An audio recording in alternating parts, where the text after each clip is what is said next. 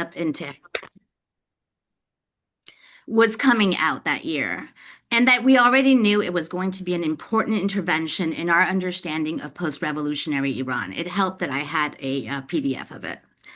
We purposefully scheduled her for today, which is the 47th anniversary of the official declaration of the victory of the Iranian Revolution, which was on February 11th, 1979. While the historical factors that shaped the revolution are not exactly the same as the birth of the Islamic Republic, they are obviously clearly connected. The Islamic Republic of Iran was a rupture from the monarchy on a state political level, but its social and cultural project of reshaping Iranian society took longer than just the changing of the form of government, which happened in 79. In other words, there's continuity on a social scale, even in the face of a seismic event like the revolution. Then, as I'm sure everyone knows, and by then I mean in December of 2025, economic protests broke out in Iran. These protests morphed into widespread protests on January 8th and January 9th of 2026. The slogans chanted over those days went far beyond the economic issues that shaped protests before it and became demands for freedom, the end of Khamenei and the Islamic Republic, and to a degree that had been unprecedented until that moment, a call for the restoration of the monarchy that the revolution had actually overthrown 47 years ago. The Islamic Republic responded to these 2 days of protests with brutal violence. Over the course of those 2 days, it killed thousands of its own citizens, arrested and wounded tens of thousands of people, all under the cover of a weeks-long internet blackout.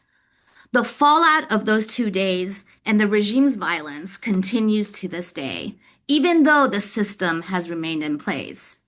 To quote a friend of mine who said I can steal the following sentence from him, "The Islamic Republic is finished, but it's not gone." Today, there is talk of another war, perhaps a deal with the United States, and definitely a demand for some kind of regime change. All of this discourse is happening on the level of the state. But if we know one thing, it's that state political ruptures do not immediately lead to societal ruptures. Social formations, the living of everyday life, continues, at least for a while past these ruptures. And in this sense, Professor Moruzzi's book is even more relevant today than the day we invited her that summer, because it brings us back to what has and continues to exist in Iranian society, even as that society changes, and it will undoubtedly affect what lies ahead for Iran. So with that note, let me just introduce Professor Moruzzi to you. Norma Claire Moruzzi received her PhD in political science from Johns Hopkins University. She is professor of political science and gender and women's studies with affiliations in history and art history, which was news to me, and the director of the International Studies program. She's an associate editor for the journal Iranian Studies and a past chair and member of the editorial committee of the journal Middle East Report. Professor Moruzzi's research, as you'll all find out very quickly, and her teaching address the politics of social identity with a particular emphasis on the intersection of gender, religion, and nationalisms. Trained as a political and feminist theorist, she makes use of theoretical, archival, and ethnographic methods in her scholarship and in her classroom. Her first book, Speaking Through the Mask, Hannah Arendt and the Politics of Social Identity, won the 2002 Gradiva Book Award. She has published on women and gender issues, cinema in Iran and the Middle East, as well as contemporary and historical issues of the politicized discourses of gender and identity in global context. From 1998 to 2008, she regularly conducted fieldwork in Iran, which is what enriches this wonderful book, while also participating in and conducting workshops for women's groups and contributing to local journals. Her book, that is the center of today's conversation, was published, as I mentioned, in October of 2025 by Cambridge University Press, and I highly recommend it. And with that, the floor is yours, Norma. Thank you very, very much, Naghmeh, for that very generous introduction, for inviting me today, and for the honor of participating in this event today on this anniversary, which is, bittersweet in many ways for anyone who's interested in Iran and has followed Iranian events and Iranian modern history. With that, but we want to talk about the book, and this is an opportunity for me to give a little bit of an overview before our conversation for people to have a sense of what's in it. I should say that the book it's a case study of Iran, but it's a book about power. And by power, I don't mean particularly domination, but power as more to think about power as empowerment. And empowerment is never a straightforward process. I mean, that involves resistance, blockage, adaptation, commitment, frustration. But it's about power, and the case study is about Iran. It sort of emerged because I was able to observe while I was there, and in the period there I was doing field work, what I would call a resilient democratization of Iranian society, often in the face of state opposition, very much so, very often. But in fact, the society progressing as a more participatory, egalitarian, collective sense, and also individually. But one of the questions for me when I really started focusing on getting serious as a scholar of Iran, writing this book before the book was clear in my mind, is how do you represent, how do you analyze, how do you document um, political mobilization, societal transformation, democratization under conditions of repression, right? So that you're not endangering your interlocutors. I'm not endangering the interlocutors I had, people I know, and also in a state and society that is undergoing volatile and dramatic change ongoing. So that question about how to do this answered itself in some ways by this is why the book focuses on society, transformations in society. Society is the level at which you see granular change. You can track transformations in self-identity and political subjectivity. And by that, that's a political theorist way of characterizing the the dissolution of hierarchies in the family, in society, in the self, a more egalitarian and participatory presence and self-understanding, again, at the societal level, at the individual level, in the family, in the street, in the body. So society was what I wanted to look at, and what I could see in society was an ongoing evolution, a very positive in most ways. Sometimes two steps forward, one step back. Very often that was the case, two steps forward, one step back. But something that was continuing to happen, again, despite often the opposition of the state and the regime. I would say the regime. The state also includes things like schools and traffic cops and whatever, besides morality police, et cetera. So really the opposition of the regime. So looking at this granular level, the question then was how to do this, as I say. And I was really struggling with that approach, how to really present this vibrancy that I was observing all the time, this dynamic self-transformation in society, in a responsible way. And at the same time, the method, I'm talking about method, but method is how knowledge also is created and transmitted. And the method sort of revealed itself. And the method actually is the name of the book, Tied Up in Tehran, which is not just a large metaphor about uh, the sort of complexities and the barriers to true formal democratization, but it also comes from an experience where I was visiting my Persian teacher, and three young men broke in wearing little masks and carrying fruit knives. It was a home invasion, and they tied us up. But so it was a home invasion. We got tied up, and they were robbing the household. But also, it was absurd and contradictory in this very remarkable way. In that, among other things, even tied up, they offered us snacks, the burglars, because in Iran there's always food and there's always hospitality. And then the key, and this is also a sense of my position in regard to the scholarship and the book itself, is that at some point in the course of the conversation between the three of us, the household residents and myself and the burglars, I announced my position, which it's more elaborately described in the book. This makes up the first chapter of the book as well as the title of the book, which is that I am the Aruz Farangi. I'm the foreign bride. My husband is Iranian, was born in Iran, and this meant that the believe it or not, and it was a surprise. But this is sort of typical also of the complexities and underlying transformations, as I'm saying, in Iran. The thief jumped back, put all my money back in my bag, apologized profusely, and did not untie me. They continued to rob their fellow Iranians. But this sort of obligation of hospitality in the midst of threatened violence. I mean, there wasn't actually violence. It was something striking. And this was the story that people started to hear about, and both inside Iran and then outside Iran, scholars, colleagues, friends, people kept wanting me to tell this. And I was telling this over and over again. It's a very funny, elaborate story with all the details. And at some point I realized this is what people want to hear, right? Why am I trying so hard to be dry and boring in a certain way, when I can use this story to convey a much more complex situation and then to unpack it? So the story becomes the book opens with this story and then unpacking it and in terms of a sort of analysis of the transformations in the material fabric of the neighborhood. Why these thieves would have thought that this middle class sort of down on the heels household would be a place of fabulous wealth, which it wasn't, but about transformations, property ownership, speculation in the real estate market, things like that. So the narrative of being tied up in Tehran and what that enabled me to say, both accessibly and also analytically, about current life in Iran, also became the method for my approach to all the discrete chapters. And that enabled me to write a book that is intended to be accessible and interesting to serious but interested non-specialist readers, as well as relevant and important for specialists, for fellow scholars of Iran, et cetera.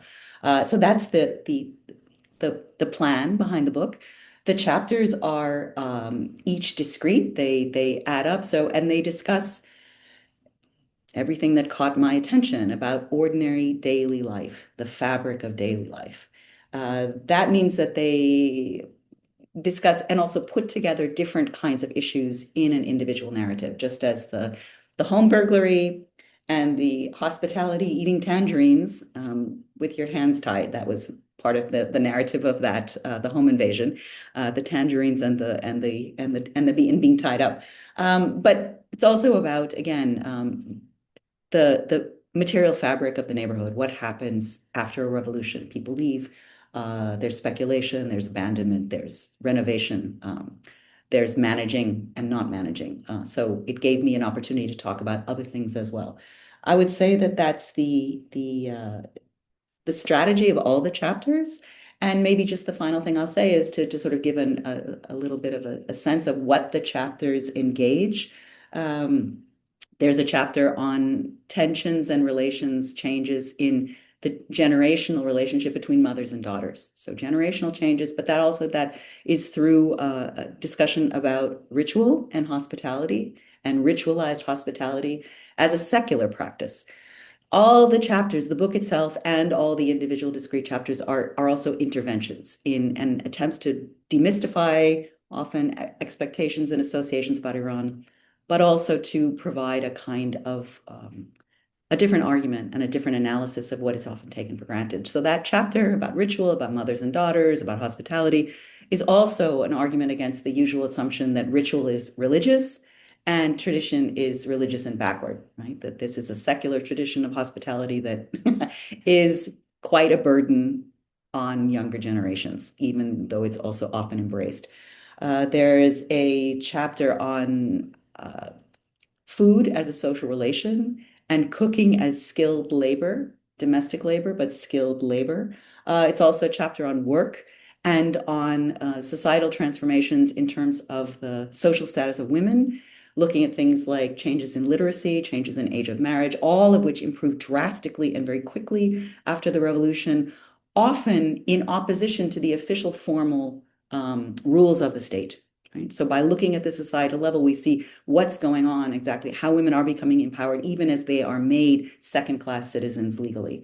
There's a chapter on crime, societal security, and negotiations of women's public street presence, which is multiple things coming together and different understandings of societal security, both as danger and support. There's a chapter on social movements, including the women life freedom movement, but the genealogy, the lineage of different movements and how they come together in that earlier mobilization. There's a chapter on consumer culture and gender identity and self-construction, a chapter on art and revolution, the final chapter. So the book covers a lot. It's meant to be a fun read, also sometimes a tragic read, but it's also, I'm hoping that it can provide a clear picture and a more, and at the same time, more complicated picture about the resilience of Iranian society today. Thank you.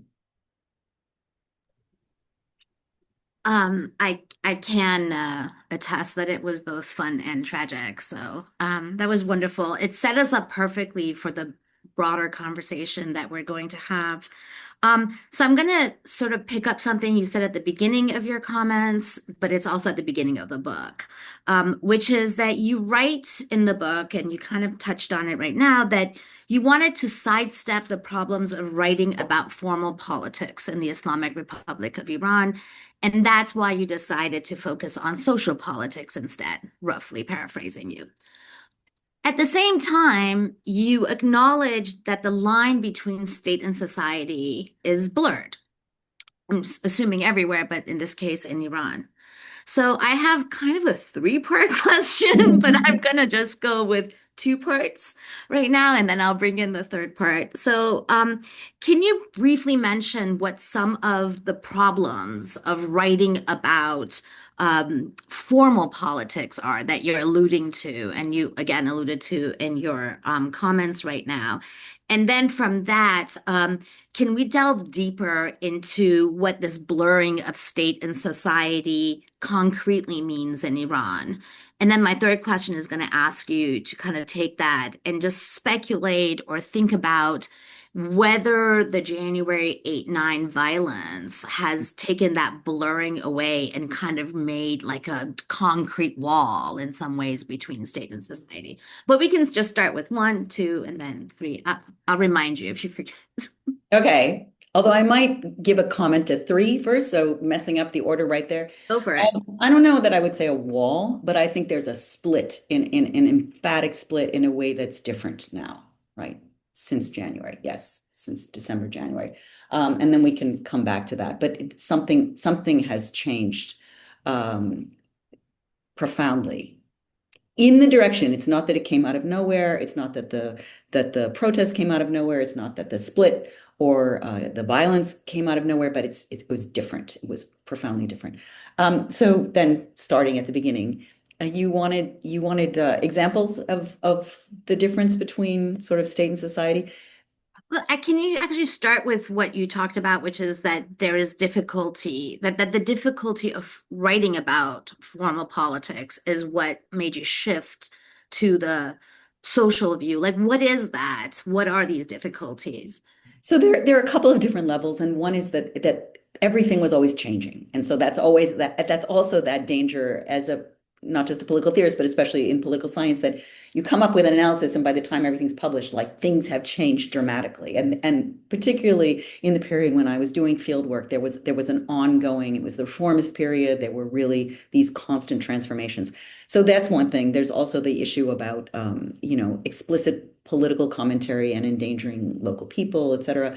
But the other thing was that so often what I saw is that the especially the more conservative and the sort of, again, formal and legalistic elements of the regime would had a rule, and what was actually happening. One way I can say this is that was very, very different on the ground, how people claimed their power. That's why I started by saying this is about power. Talking to colleagues who worked on gender, women's issues in other parts of the Middle East or North Africa, one thing that people which had on paper much, much better conditions for women, more equal rights, all these sorts of things. And then they would say to me, oh, women, they don't know this, they don't act on this, you don't see them in the street, they don't participate. And in Iran, where women didn't have those legal rights, they were right out there. Every right they could claw out of the system, plus pushing, pushing, pushing. And that's what I mean about seeing resilient democratization at the popular societal level, just a level of empowerment, just pushing back against the restrictions of the state. And also often being quite at odds with things. So, I mean, early on when I was doing some of this, one example I can give is that notoriously after the revolution, the legal age of marriage was dropped for both boys and girls, but it was different. And it was 9 for girls and I think 12 for boys, which is horrifying. But if you look at actually the mean age of marriage, it doesn't particularly drop. It's in the late teens and it only goes up. So that 10 years after, it's mid-20s. And the other thing that happens is that the gap between age of first marriage between men and women, which had been quite wide. So you had quite older men marrying quite younger brides, even if they're not child brides, it became more the model of what we call partner marriage, right? Essentially peer marriage. So you saw that again at the societal level. The law is, oh, that we're going to endorse child marriage. The reality of how, of course, that was happening for some examples. Child sexual availability happens everywhere, whether it's legalized or not, right? But the mean age, right? What people were actually doing in the family, et cetera, was in fact teens into 20s, right? And again, it kept rising. And often these were the kinds of cases that I could track. What was happening at the level of experience was different than what was on the books legally.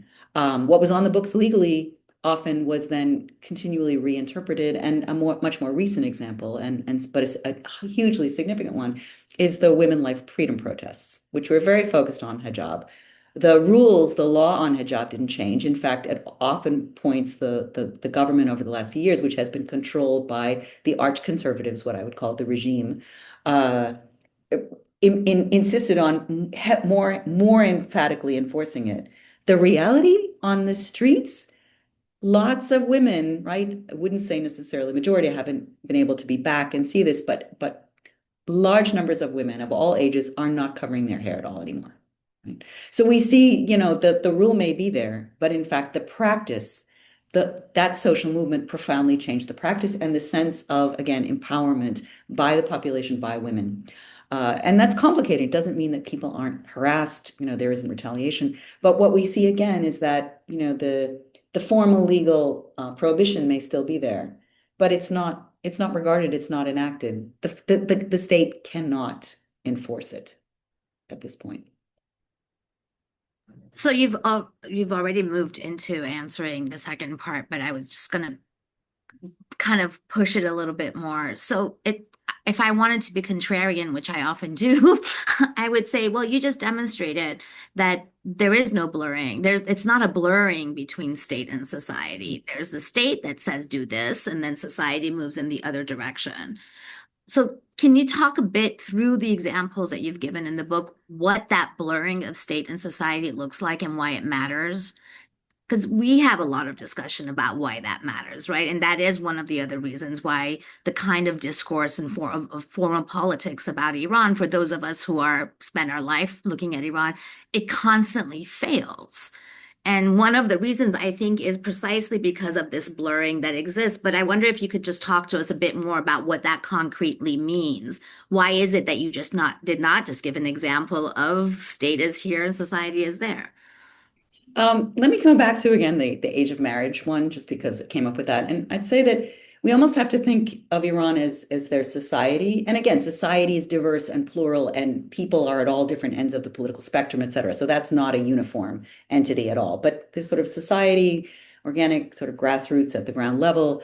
I'd say there is the state, and then there is the regime. Because, and this is political science talk, but to some extent, the state is also, again, it's schools, right? It's clinics. It's highway infrastructure, even if it's potholes everywhere, right? It's other things that people actually, it's whether, and it's the metro, it's whether or not, stuff is available. I mean, it's also sort of nitty gritty things that are not. They are political, they are not, right? So I think in the Iranian case, there's also the regime. And certainly in certain periods, there has been a real split. The biggest split, I would say, has been between the regime, the non-elected, unaccountable parts of the hardline state, the state more, which was attempting to be, in certain points, much more accountable and emancipatory of the people, and then society. Things have changed and gotten a lot of that has been consolidated in a much narrower way by the regime attempting to appropriate those aspects of the state, but the state is still there as this sort of almost intermediary, I would say. And again, back to that example.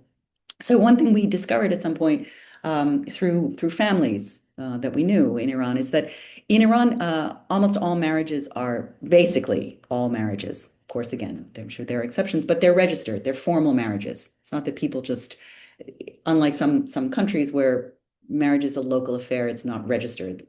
They're registered with the state. To do that, everybody has, at that point, they were sort of a shanasnameh, there was sort of an ID card where your parents are registered. It's like a birth certificate, but then also further life events are registered in that. And everybody gets one when there's a baby, something like that. And there are pages, it's like a little booklet because there's more information. So pages to enter your marriage.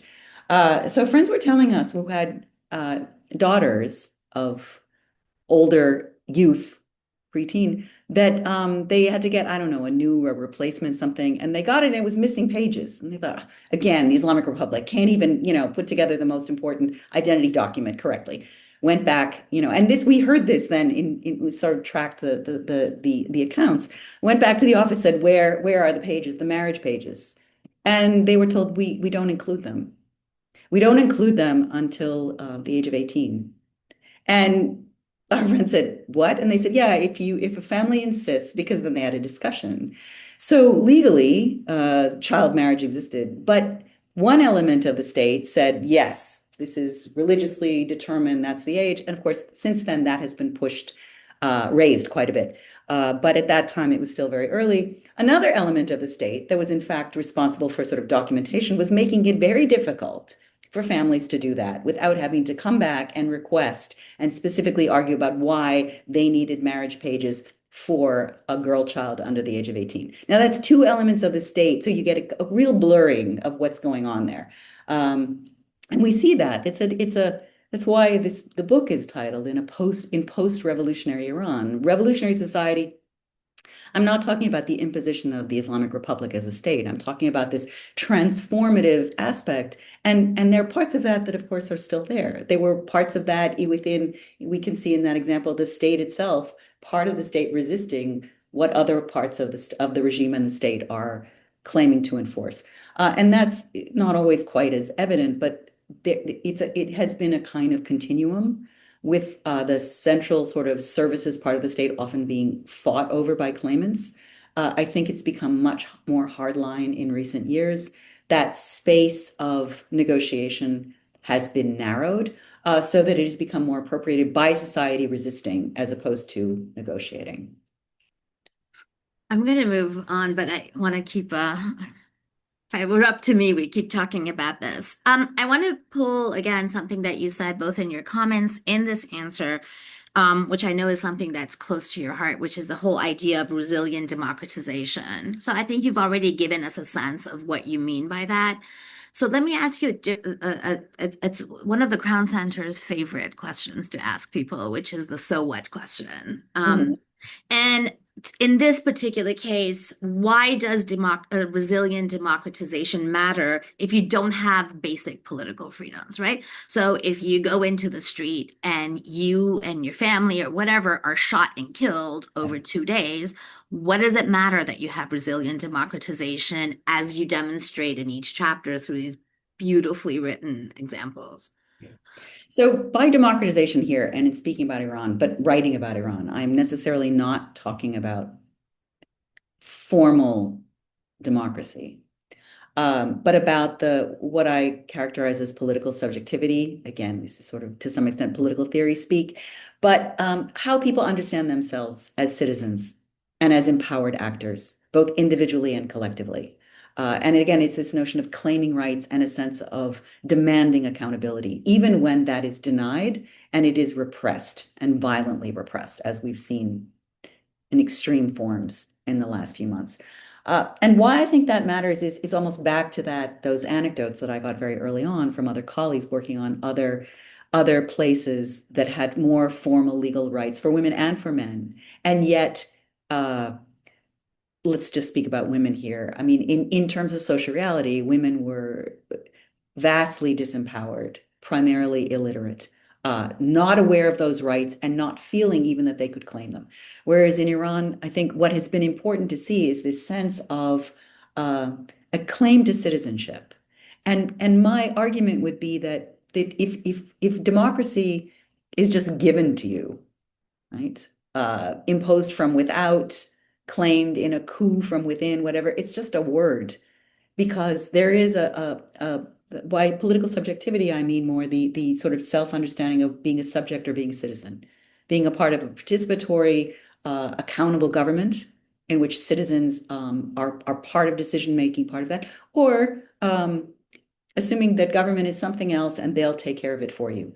So what has been uh, so heartening to see over so many years in Iran is that society coming to understand itself and pushing back against the state and the state, that the repressive aspect of the state becoming in some ways more precarious, more narrow, more repressive, attempting to do that precisely because it's narrowed its base.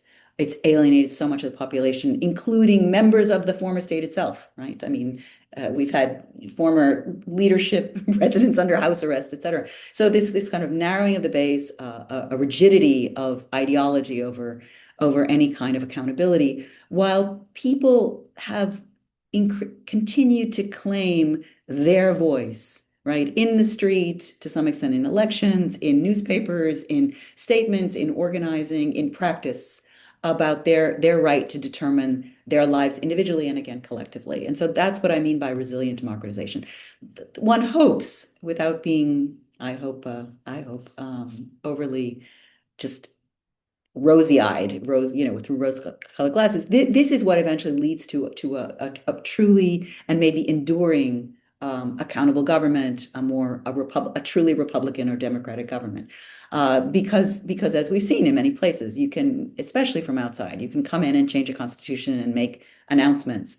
But if that sense of inclusion isn't there and accountability, it doesn't matter. The top changes and the bottom stays the same. What, as you said in your introductory remarks, I mean, what was so profound about the Iranian Revolution is that the top changed, but the bottom changed. And I'm not talking about religiosity. I'm talking about a sense of the flattening of hierarchies, an increasing sense of participatory emancipation, empowerment, and egalitarianism. And I talk about that in the book as well. There's the chapter about Taraf, which is this very highly ritualized Iranian etiquette, which is why Iranians will take 5 minutes to decide who goes first through a door, is something that changed after the revolution. It has been something very straightforward and quite hierarchical. You know who it is, they have to go first.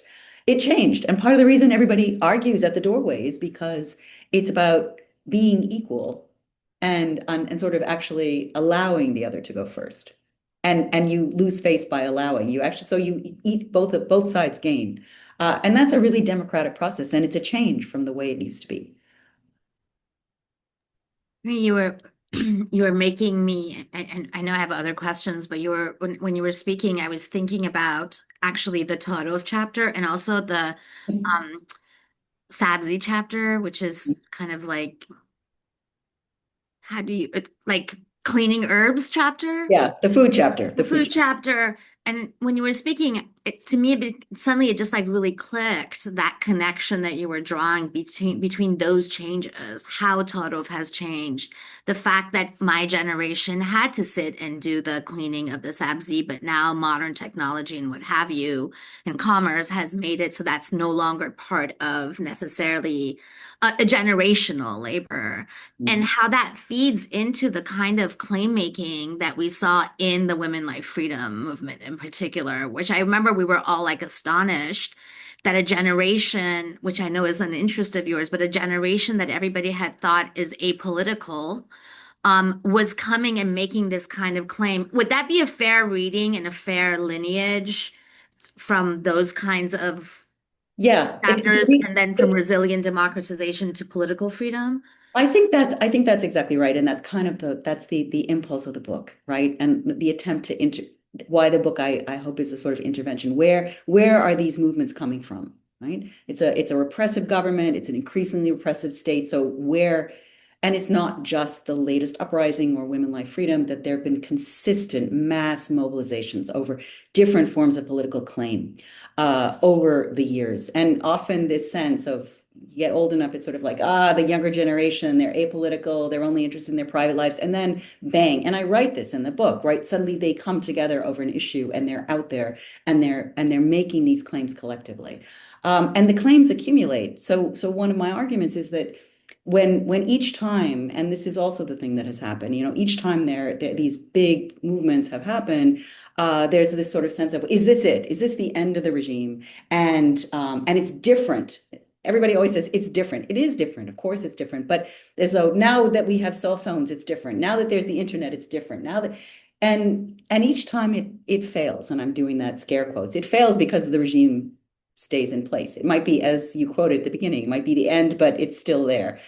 And one of the things I say in the discussion in the chapter about movements, about social movements and political movements, is that that's a mistake to just think it's an all or nothing, because what we see over time is this accumulation of an embodied memory of political claims, political achievements, political understanding and self-knowledge and collective self-knowledge, right? So talking to young people, what changes in your understanding of yourself and others when you've gone protest into the street protesting with others?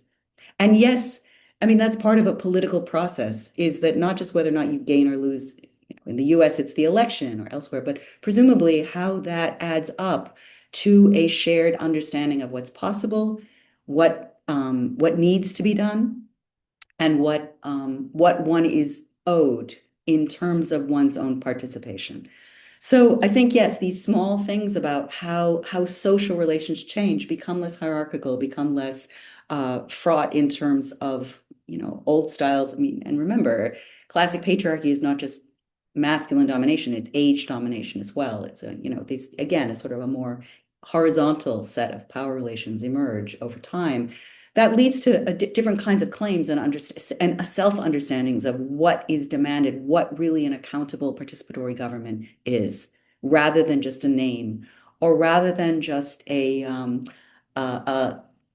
big man who will change everything, right? A kind of, and many places have that, right? That sense of, okay, change happens if with this guy, it's a guy. Sometimes it's a woman, but often this individual is going to come, it's all going to be up to them. But that doesn't transform from the bottom up. And whatever happened, the outcome of the revolution in terms of the state was this profound empowering of generations, even of women, again, despite the legal citizenship, the legal second-class citizenship that was imposed. And I think we sort of we see it now, although it has been so intensively repressed in these last events, so tragically and intensively repressed. Um, I'm just going to ask one more question and then take some questions that people have already been sending in. And so, please feel free to write your questions in the Q&A. The chat is closed, so you can write in the Q&A. So let me ask one, it's not the one last question, but the one more question. And I want to ask it about something you just raised in thinking about the chapter that you have on social movements, about the way, and I wanted to ask you to think about the moments we're in today, which is kind of how to think about the December and January protest in relation to this social movement genealogy that you draw. You start with, if I'm not mistaken, the student protest in 1999. You bring it to the Green Movement. You draw a political protest genealogy. Obviously, there are different types of protests. There's economic, and I want to ask you to think with us about whether the December and January stands within this line, if it's opening up a different branch, with the caveat that it's just February, and so we do not know where things are going to land. You've had over 2 decades with the 99 and 2009 to think about them, but just off the top of your head, how do you see these current protests standing in this democratic resilience, these kinds of social movements, and then the political manifestations of them? And the other thing I wanted to add about that is I wonder if you think that this is a difference, as in it's an opening up of a new branch, not in a direct line of this genealogy.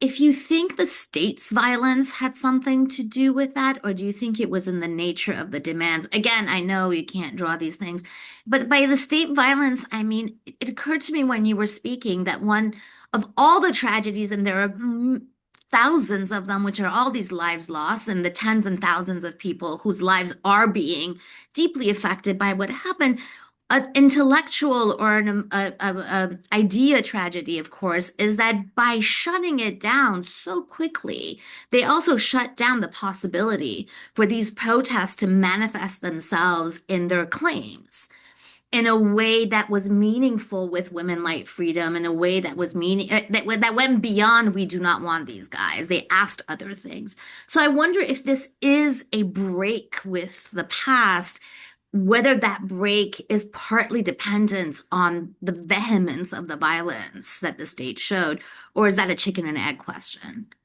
No, but it's a great question because this is the question of where are we? And again, it's so recent. The news blackout was so complete, and it's not just a news blackout, but anybody who was used to being in direct touch with personal friends and family, everything was blocked, everything, which had never happened before, everything from, the internet to landlines, which again had never happened.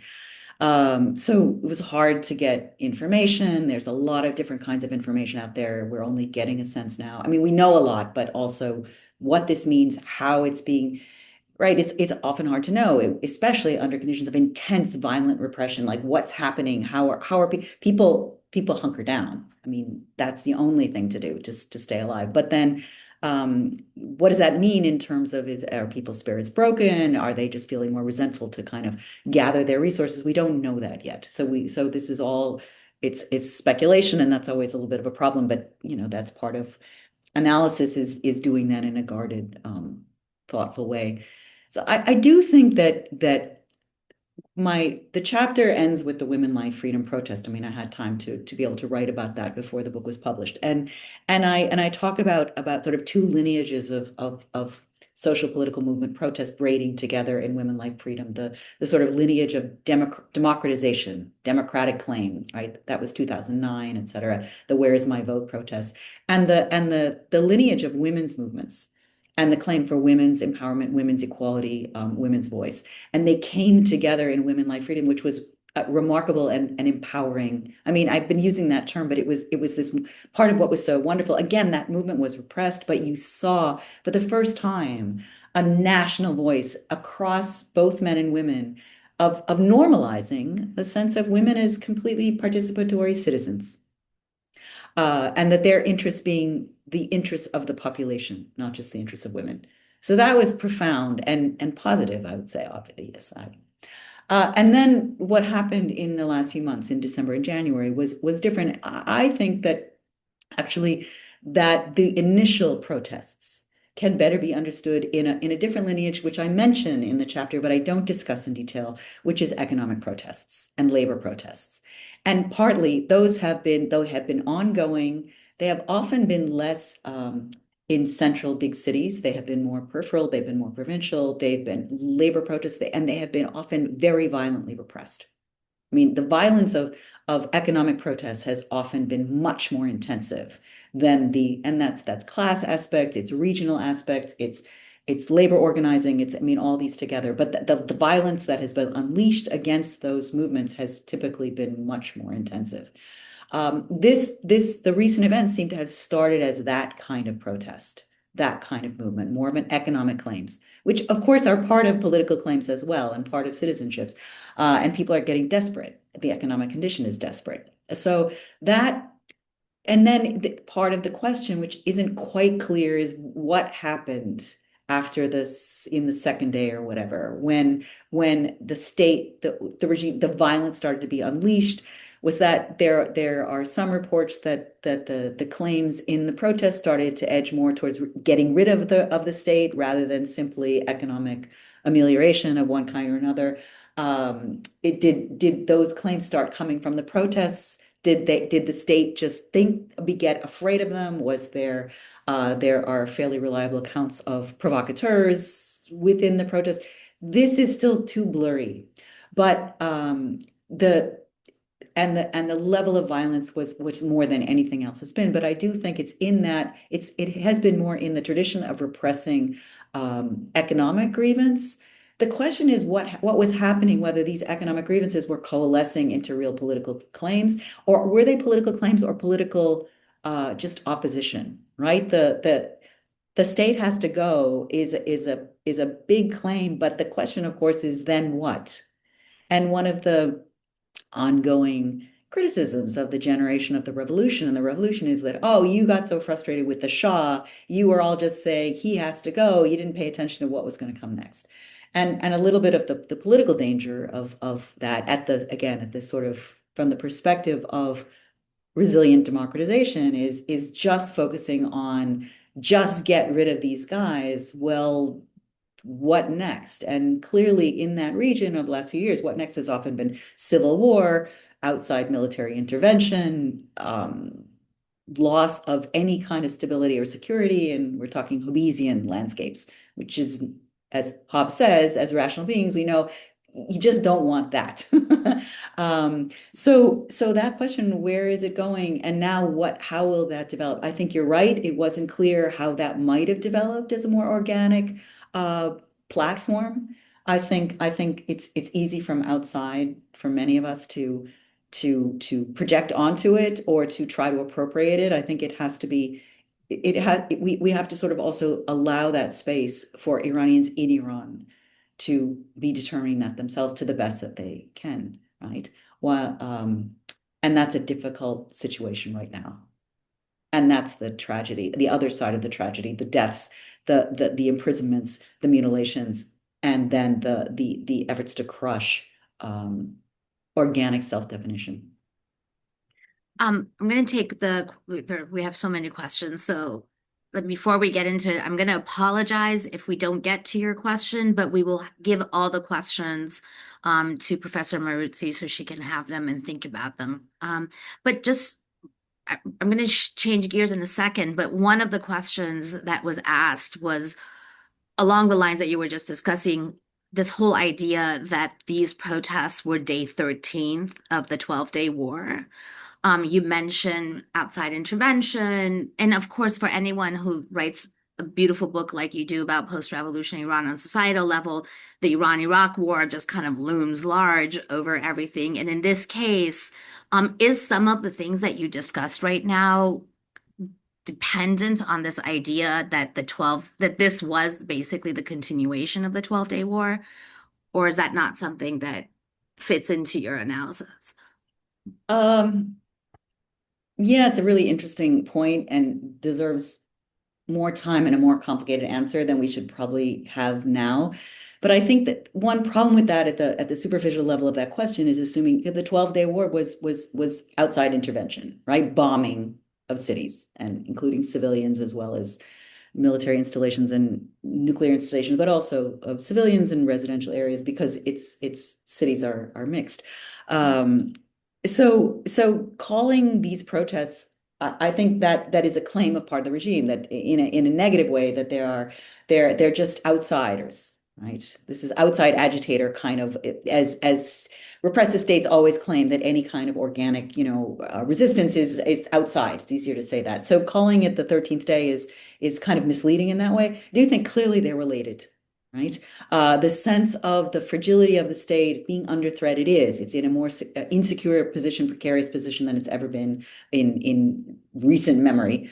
Certainly, I would actually say since the Iran-Iraq war, despite all the sanctions, et cetera.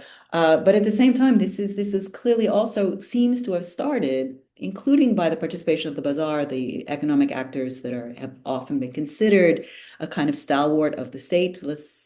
Without going into too much detail, but they were participating, and that was part of what changed things. And that seemed to provide a legitimacy, at least initially. And then clearly things happened, overreaction, shifts in mood. We don't know exactly, and that I'm not here to address that. But I think the 12-day war is clearly hugely impactful, but I wouldn't particularly want to call this just the 13th day. Good. So we're going to shift gears a little bit. I'm going to put together a bunch of the questions. So My colleague Eva Bellin is asking, why do you think women in Iran have proven more capable of pushing back against inequality in a way that you found is less the case to be in other countries in the Middle East? And to my mind, this is connected to another question that is being asked, which is, how do you explain the Iranian, they use the word state, so I'm going to stay with state, explain a repressive state pursuing policies that then end up creating a dynamic society that ends up rejecting the values of that repressive state. To my mind, at least these two questions are connected. And I might have just given you my answer. No, no, no. I think, we've had discussions along these lines. So, we've clearly intersected with each other's thinking along the way, along over the years. And I think, without being flippant, and without being celebratory of revolution, but it's the revolution. And in that sense, again, the revolution was not a coup. The revolution was a multi-year long. That's the other thing. Revolutions usually are not a couple days or a week. I mean, that may overthrow a government or even a state, but the revolution itself was a several year period of increasing mobilization and commitment and pluralistic demands by multiple actors and segments of society and political perspectives, that change things from the level of the family all the way through, right? And that, when I, again, to say a post-revolutionary society. Okay, so I also work on the political theorist Hannah Arendt, and Arendt's theory of revolution is that revolutions are two parts. There's the liberatory part, and then there's the consolidation, institutionalization part, and they're in tension with each other. Because the liberatory one is actually about this kind of empowerment, about people understanding themselves as citizens who can make a claim on state power. And especially if they're successful, but then her argument is that to be successful, revolutions then have to do this other thing, which is about kind of consolidating. And often that consolidation is at the expense of some of that liberatory energy. But it remains, it is the foundation of the state. It's also the contradictory aspect of any post-revolutionary state, that has a chance to kind of develop itself and is not immediately overthrown, this and that and the other thing. And I think that's what we see. And again, you can go back to historical examples about women in conservative religious families who then felt and could argue with their parents about, I'm going out to protest because I'm with the Islamists and I'm covered, and they could argue back against families which, for religious reasons or cultural reasons, were saying, no, you don't belong in the street, right? Whatever you think, I mean, it changed how people understood themselves. It changed, again, the authority of fathers as opposed to sons, in terms of who was playing a major role in ongoing events. I'm talking about the revolutionary period. And that changes things, right? It changes, people overthrew a very powerful state structure. And that memory lingers in terms of what's possible. I think it also means that there are people who come into the state, and certainly this was true in the beginning, who understand this is now the people's state, and okay, it's Islamic Republic, right? Whatever that means. And so it was often this push from citizen who now were participatory in the state about building schools, about running electricity lines to villages, about, doing these things that were not necessarily, so you sort of, that's where I make that distinction kind of regime, which I tend to think of as the the clerical patriarchy and a certain kind of often highly conservative ideologues. And even within that clerical patriarchy, right, there were arguments. Khomeini did not allow the vote to be taken away from women. Right? Like he resisted, there were divisions within the most conservative aspect. But there also were lots of people who were out there thinking, what did we have this revolution for? It's so we can become literate. At the year of the revolution, Iran was majority illiterate, right? With an enormous gender gap between male and female literacy. A slight majority of men were literate. The vast majority of women were illiterate. And that's also a problem. Like if everybody's illiterate and then that shows gender division. And the state, which instituted, and this is something that seems to have made a difference. So this is, again, a practical aspect. So the state, which took rights away from women, right? But the state instituted universal education for boys and girls and sex segregated schooling, gender segregated schooling. And what did that do in practice? Families who had resisted sending girls to school because, oh, they'll mingle with boys and they're men teachers and we're afraid of that, suddenly had no excuse and were told that by educators and local state officials, you know, it's all women teachers, it's women principals, it's only girl students.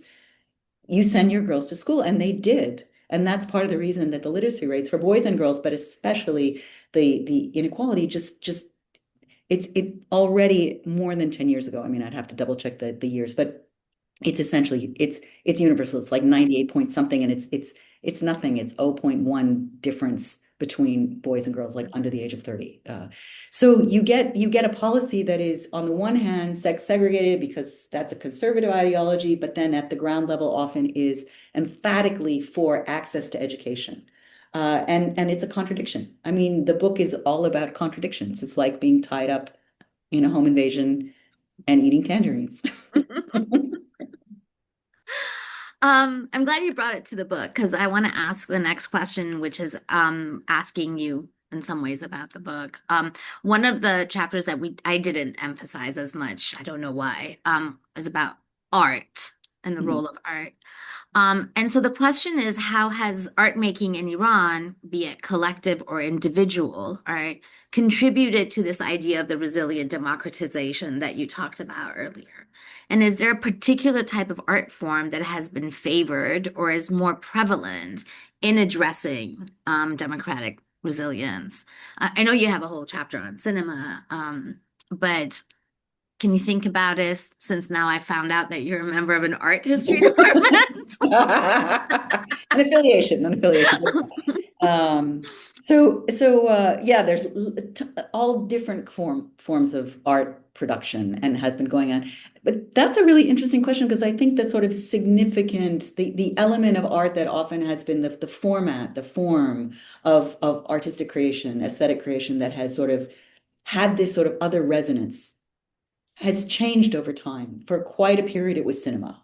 I mean, cinema was sort of the voice of the people. It was the self-representation of the people, and that's how it was understood. It's also one of the reasons that a lot of that sort of new age of Iranian cinema is so opaque to outsiders because it's almost an internal, often quite coded conversation because it had to be coded. Censorship was very intense, and I talk about that in the chapter on cinema. The last chapter on art is about these collective site-specific art installations which were very striking to me when I saw them and then had to sort of track them down, et cetera. But I think now, interestingly, I would say now the form that seems, and there's all sorts of things being created. So this is not at all to be dismissive. I hate to see that, but I think music. And music carries an extra resonance because, of course, music was so restricted after the revolution. And then women's voices, women's performance was completely banned. And now you have, and this is also much from the internet, but also performances are happening where men and women are performing. Women's performance, official concerts as well as street performances. And so there is all this creativity, this energy, this attention, but it also carries this other significance, which might be right now with music production, I would say. But that's a kind of guess. And again, I haven't been able to be there in quite a while. So that's that's a sort of opinion from the outside. So just like kind of expanding the world of your book and what's in it, there's a question about how the book deals with the role of political and civil society activists. So we've talked about artists, we've talked about everyday. Um, can you talk a bit about their connection to this concept of resilient democratization? Yeah, that there is this chapter. I mean, the chapter is on women, life, freedom, but it's on social and political movements and civic actors and civic mobilization and that commitment. And part of what you see and experience if you had any kind of involvement or sort of track some of these actors is that intense commitment over time. Working together, working on, I mean, sometimes legal pressure, sometimes social awareness campaigns, um, different aspects eventually coming together with others. I mean, part of what was very exciting about that some of how that braided together was the alliance between secular and Islamic gender activists, women gender activists, and that was a huge thing, and it happened among women's groups well before men were doing it. That was another huge divide in Iranian civil society for a long time. It's still there, but it's not it has eased precisely because the regime element of the state has pushed everybody unto themselves as opposed to different factions. So part of that is this kind of this commitment over time and the commitment to making change. I just read a dissertation about Jordanian women's civic activism. Okay, but this so the term I'm borrowing from my student, but making change, even when legal state reform is so incredibly resistant, but making change in terms of public awareness, in terms of again this notion of empowerment. I mean, sharing that. Exposing this, but also simple activism, continuing activism. And that has often meant people again, pushing up to the limit, but knowing when to stop so as not to land in jail. People do land in jail. They get arrested, they get harassed. And this is before the more recent vehement oppression. But also this, a commitment to ongoing activism also meant a commitment to figuring out how to negotiate, how to keep pushing, keep pushing, keep pushing. And that's extraordinarily admirable. And it's happened over decades. And different people. It's not just the same core group. People move in, people move out, new generations come in. But it's also it's clearly been a long-term process. It's made huge changes. And this is what we're talking about, for instance, hijab. That didn't come out of nowhere, right? Yeah. That constant ongoing, but it also is being drastically opposed. I mean, I'm old enough to remember the whole Xenon, like the magazine Xenon, and the kind of activism that they did in the 90s over the issue of hijab, while remaining within the boundaries of the state. And I think basically you show something that some of us think we know, but I feel like your book actually shows what is the steps you take from Shahda Sheikhat and Zanon's activism within the boundaries of a magazine, kind of doing these religious arguments about hijab not being mandatory. I mean, they don't say that directly. And then the women life freedom. Like you can see how that happens if you take the arguments of your book quite seriously. And I just want to add to that, that you also see that I mean, Zanan, this was this mass market publication that was widely read and hugely influential as a magazine, not just as a kind of elite thing, that involved both secular and Islamist voices. I mean, it was really unique and eventually it was closed down. And eventually Shalih Sheikhat left Iran, right? So the activists change, right? Like that was hugely important. Then it was repressed, and other people step in, and that's what I mean about an accumulation of sort of resilient democratization and empowerment, right? That knowledge builds up and it's built upon, even as it's kind of squelched over and over again. Since I've been making you think really hard, not that this question is not thinking, but it's a different kind of thinking. Someone wants to know what was the most challenging chapter or topic to write about, and why was it challenging? Sorry, I have to laugh at that. So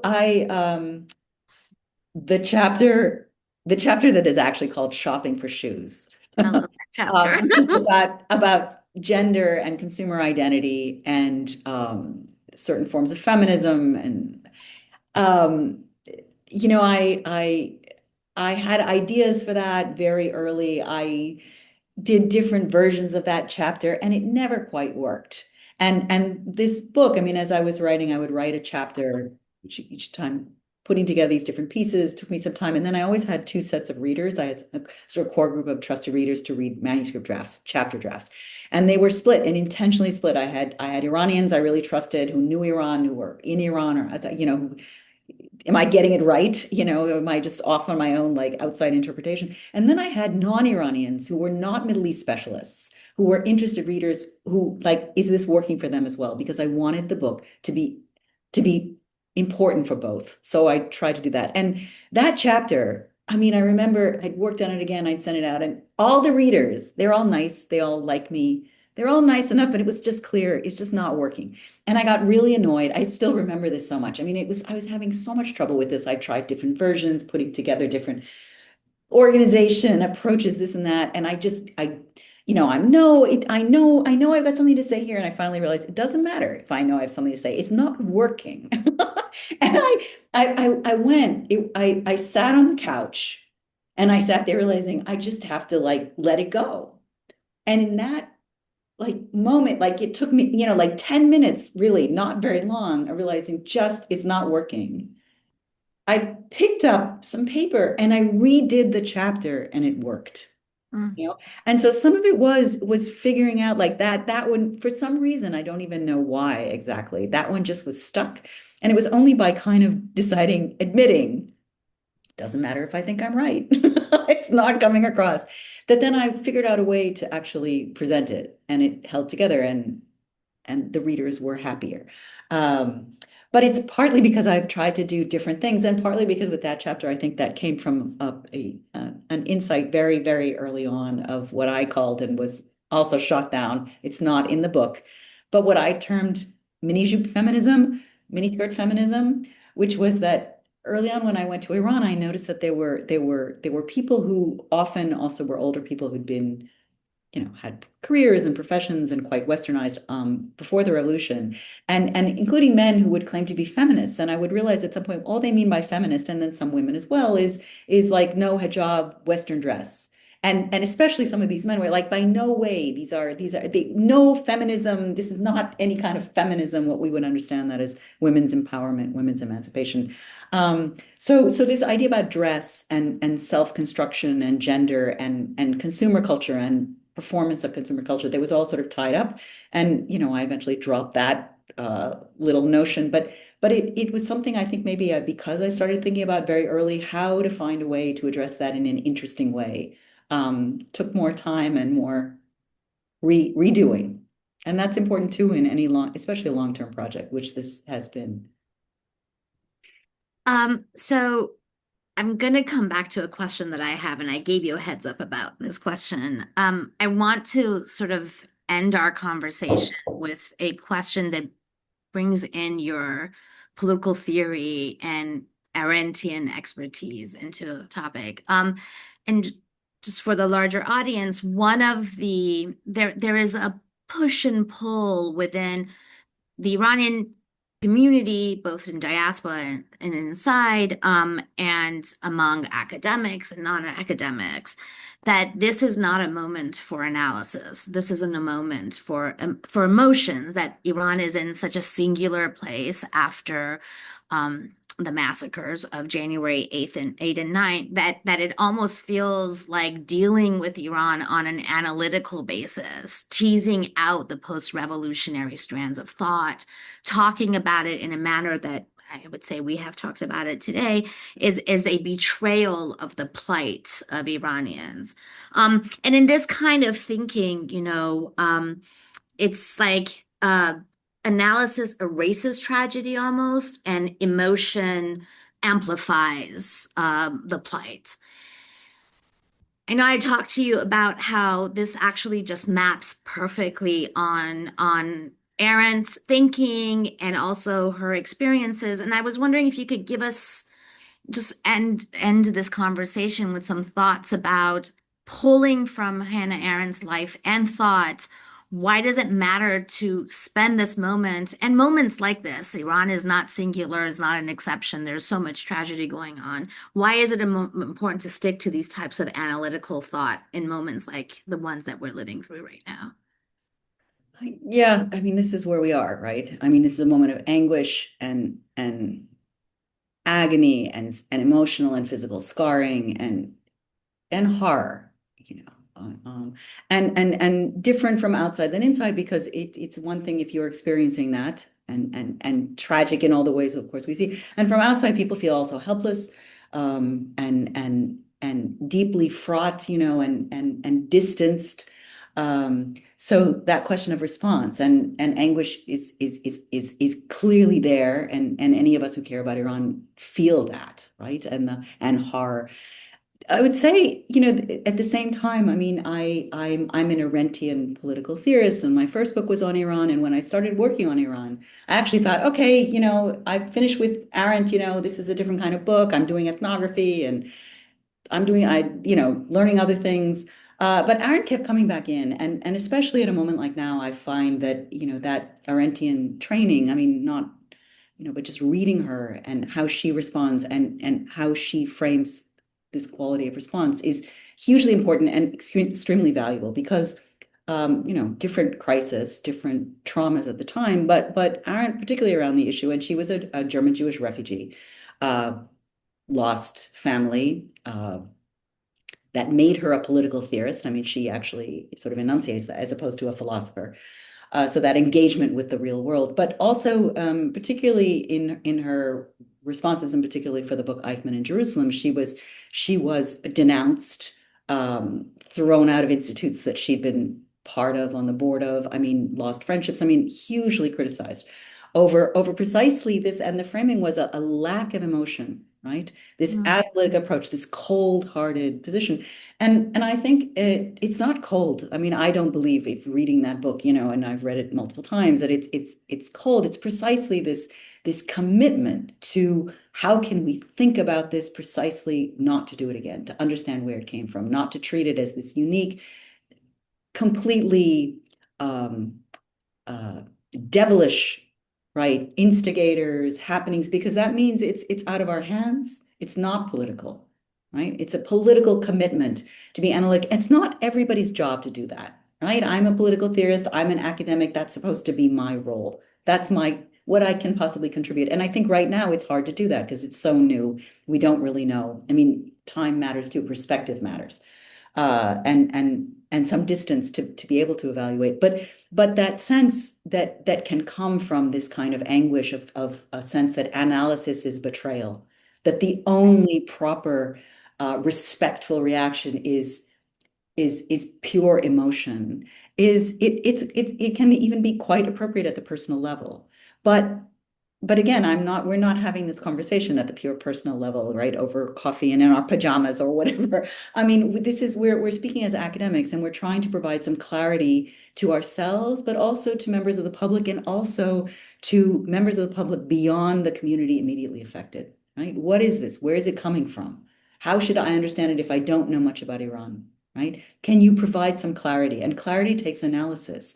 Pure emotion is trauma or joy. I mean, but it's a different thing. And that lesson of that as an ethical commitment, that attempting to provide that perspectival distance is an ethical commitment to recognizing tragedy for what it is, and what she calls evil for what it is, as human created, is something that I feel she's a model of, and I try to follow to the extent I can in this capacity as a scholar, as an analyst, as a professional, whatever my emotions as a private citizen. Thank you so much, Norma. I think if our audience was here, you would be greeted with thunderous applause. Not greeted, but said goodbye to. Well, Um, thank you. I really want to say thank you for the questions, for the opportunity, and for these difficult conversations, right? These are difficult times, difficult issues, and this was a real opportunity to share some thinking and conversation together. I really appreciate you sharing your book, your thoughts, and I'm sure everybody else on this webinar agrees with me that this was a really thoughtful, interesting conversation. Before we close, I would like to mention that the next Crown seminar, which will be as amazing as this one, is called Smuggling Law, Unsettled Sovereignties in Turkey's Kurdish Borderlands, and it's going to take place on Wednesday, March 4th, as always at 11 a.m.